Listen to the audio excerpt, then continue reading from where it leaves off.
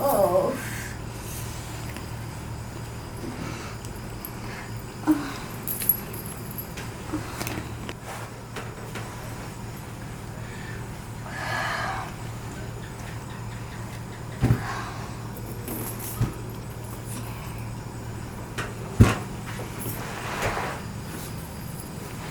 High high, এটা কি হইলো? এটা স্বপ্নদোষ হয়েছে, এই জন্য তো বালিশ নিয়ে গড়াগড়ি করতেছি। স্বপ্নদোষ হইব না আর কি করব? জামাই পাই না কাছে, বন্ধুকে পাই না কাছে।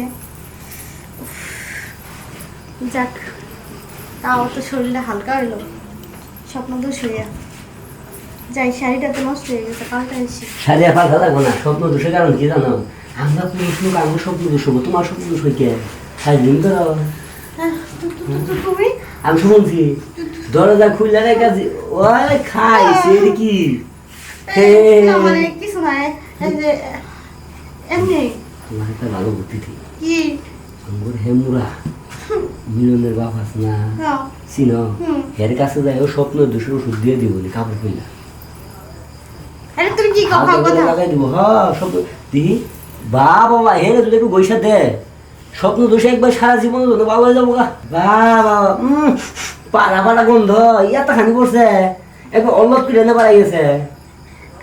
হ্যাঁ আরে আপনি এখানে কি করেন? যান যান, আপনি যান। শুনো ভাবি এরা কথা কই, আমি যেটা কইছি মিলনের বাবার কাছে যাও, মোটা জায়গায় একটা গুতা দিব, সারা জীবন স্বপ্ন দোষ বন্ধ হয়ে যাবো গা।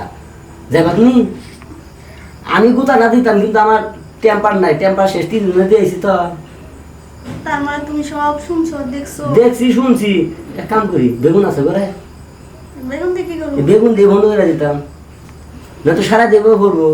না না, বেগুন দিয়ে বন্ধ করা লাগবে। তাহলে আহা মনে করিমের বাপের কাছে যাই, মোটা জায়গায় একটা গোতা দিব, একবার মুখ বন্ধ যাবো। আচ্ছা